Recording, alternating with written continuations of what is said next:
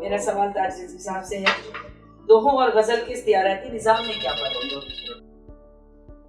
استعارے کیا ہوتے ہیں جی ان کا سمجھنا ضروری ہے، بالکل، اور استعارات کی اہمیت کسی بھی ایکسپریشن میں کیا ہوتی ہے۔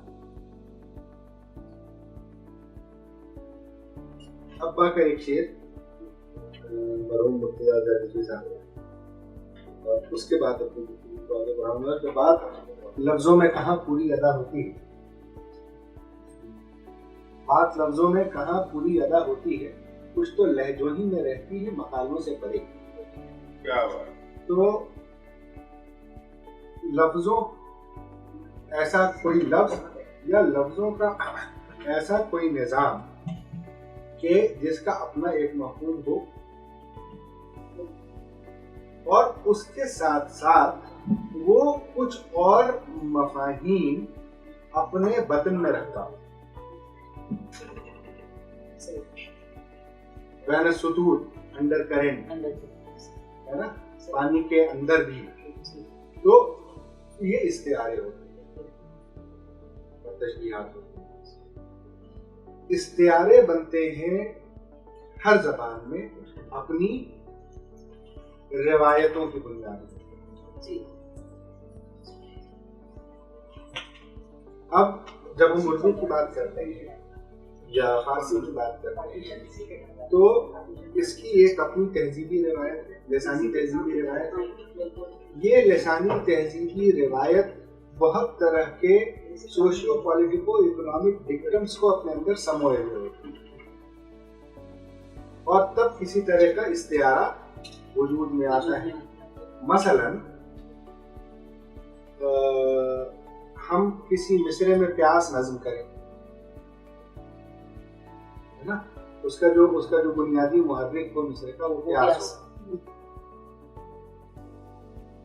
وہ تمام لوگ کہ جو کربلا کو جانتے ہیں، جن کے ذہن میں کربلا ہے،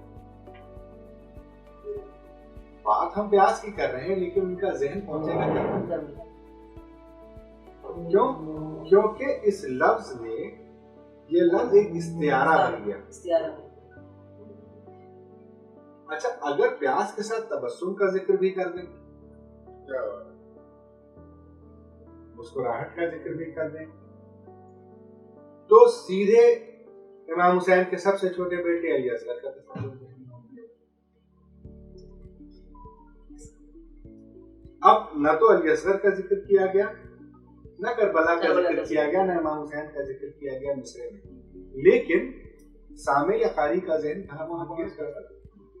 امام حسین، علی اصغر، اور کربلا کی پوری داستان، حق و باطل کا پورا معرکہ، یہ سب کربلا پوری تشنگی، علی اصغر، حق و باطل کا معرکہ، حق پر ڈٹنے کا جذبہ، یہ سارا کچھ دو لفظوں میں سے کیا گیا، اور پوری کہانی پہنچ گئی سامعیہ کاری تک۔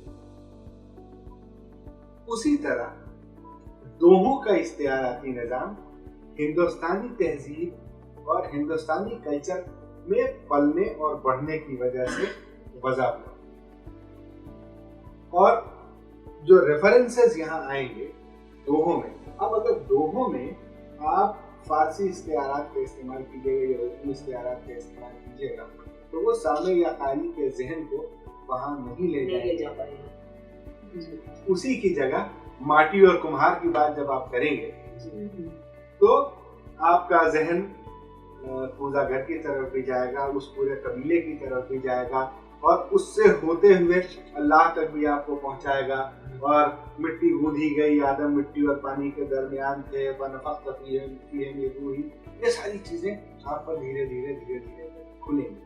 تو یہ جو فرق ہے استعاراتی نظام کا وہ یہی ہے کہ دوہوں کا جو استعاراتی نظام ہے وہ ہندوستان، بالکل اس کی بہت اچھی بات ہے نا، 100% ہندوستان، اور شاعری، غزل، نظموں کا جو اردو شاعری کے جو دیگر اصناف سخن ہیں ان کا جو استعاراتی نظام ہے وہ تھوڑا ہندوستانی مگر زیادہ ایرانی اور عربی ہے.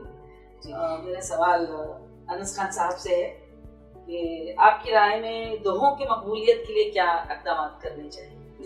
جن زبانوں میں ٹرانسلیشن کے کام نہیں ہوئے وہ زبانیں مر گئی ہیں. کتنا ہی میجک ہو آپ کی زبان میں, یہ بہت ہی خوبصورت زبان ہے, میجک ہے, اور پھر ہم ہمیشہ یہ روتے رہیں گے کہ زبان ہماری خطرے میں ہے, زبان ہماری خطرے میں ہے. لیکن کیوں خطرے میں ہے ہمیں یہ بھی معلوم کرنا چاہیے کہ آپ کی زبان میں اگر ٹرانسلیشن کا کام نہیں ہو رہا ہے, کہ آپ صوفی اکرام جن کا زیادہ کام آپ کو فارسی میں ملتا ہے اگر اردو میں نہیں ٹرانسلیٹ آپ کر رہے ہیں, جن کی تعداد ہزاروں میں ہے, اور یہی ہندوستان میں بیٹھ کے یہی کا خمیر ہے ان کی شاعری میں, تو یہ واقعی میں بہت ہی غور و فکر کی بات ہے.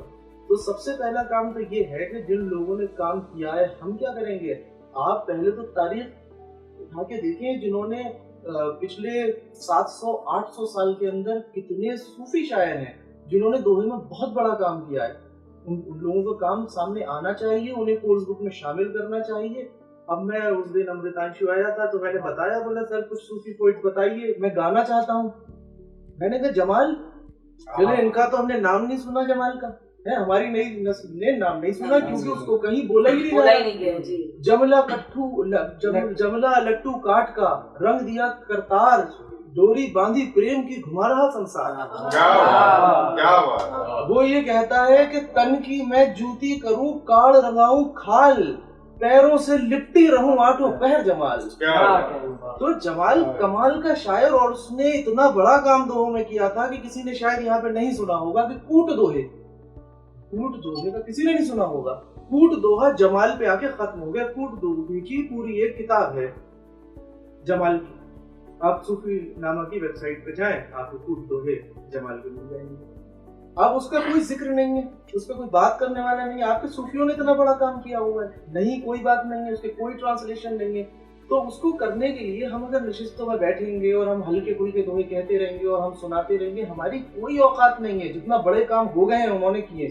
سب سے پہلا کام یہ ہے کہ جن ہزاروں صوفی شاعروں نے دوہے کہے ہیں ہم اس کو ٹرانسلیٹ کر کے اردو میں لائیں اور عوام تک پہنچائیں. اور دوسرا اہم کام کہ اس میں گلوکاروں کو آگے آنا چاہیے.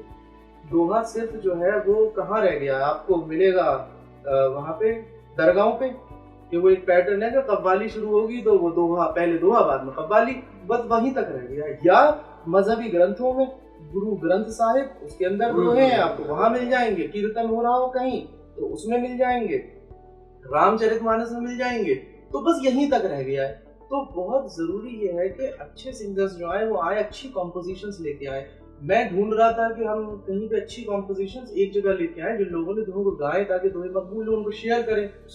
تو ہم نے دیکھا کہ وہ ہمیں 90% بھجن ملے, اور وہ بھجن میں ایک ہی پیٹرن میں سارے لوگ گا رہے ہیں, کوئی اس میں کوئی خاص کام نہیں تھا. پھر ہم نے دیکھا کچھ اور بھی سنگرز نے گایا ہے لیکن وہ اس طرح کا کام نہیں ملا. لیکن اس نے بہت اچھا, ابھی سراج صاحب نے اردو ریڈیو کے لیے کچھ کمپوز کروائے تھے امرتانشو سے, تو اس نے کچھ ٹھمری سٹائل میں ایک ایکسپیریمنٹ کر کے دیکھا. ہم اور سراج بھائی بیٹھے, ہم نے کہا کیا دوہے گائے نہیں جا سکتے, ایسا کیا ہو رہا ہے اس کے ساتھ, کیا یہ گانے والی ودھا نہیں ہے, تو چھوڑ دیتے ہیں, پھر ہم نہیں دیکھیں گے. تو سراج بھائی بولے کہ نہیں انس بھائی, یہ جو میری سمجھ میں آ رہا ہے یہ بہت اچھا گایا جا سکتا ہے. تو انہوں نے اردو ریڈیو کے لیے کچھ کام کر رہے تھے, تو امرتانشو سے بیٹھ کے کمپوز کروایا. تو اس نے کمپوز کیا جو کہ ایک بڈنگ سنگر ہے, ٹھیک ہے, اپنے ابتدائی دور میں میوزک سیکھ رہا ہے, گریجویشن کا اسٹوڈنٹ ہے. اس نے اتنے خوبصورت کمپوز کر دیے کہ ہمیں لگ رہا تھا کہ اگر ایسی کمپوزیشن سامنے آ گئی تو دوہا تو بہت مقبول ہو جائے گا. تو اسی طرح سے سب کو سپورٹ کرنا پڑے گا. خالی جو ہے ہم سب دوہے کہتے رہیں اور مشاعروں میں جاتے رہیں اور نشستوں میں بیٹھتے رہیں, اور نشستوں اور مشاعروں سے تو دوہے کا کوئی بھی بھلا نہیں ہونے والا. اس لیے کہ دوہا جو ہے وہ بہت بلیغ صنف سخن ہے, وہ سامعین کی داد کی محتاج نہیں ہے. اور معاف کیجیے گا کہ سامعین اگر داد دے رہے ہیں تو دوہا نگار کو یہ سمجھنا چاہیے کہ بہت ہلکا کلام کہ جو ہے اس کی وہ اتنے جلدی جو ہے کھل گیا 15 سیکنڈ میں.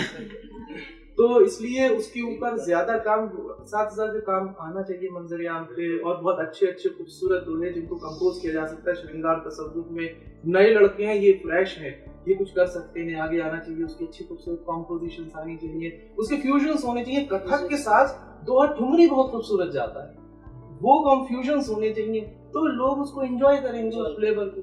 میرا آخری سوال آپ سے ہے کہ آپ دوہوں کا کیا مستقبل ہے؟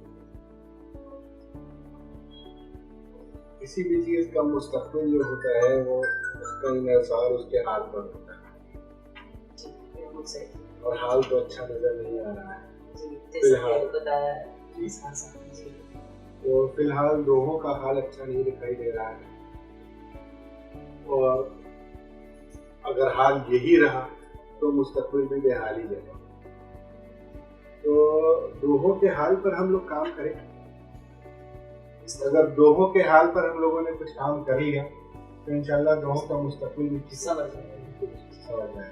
لہٰذا ضرورت اس بات کی ہے کہ دوہوں کے حال پر ہم لوگ کام کرنا کریں. اور نا امیدی تو ویسے بھی کفر ہے, ہم کافر ہیں نہیں, ہے نا. تو نا امید بالکل نہیں ہے اس بات سے, اور تب تک نا امید نہیں ہے جب تک انس بھائی جیسے لوگ ہمیں درمیان موجود ہیں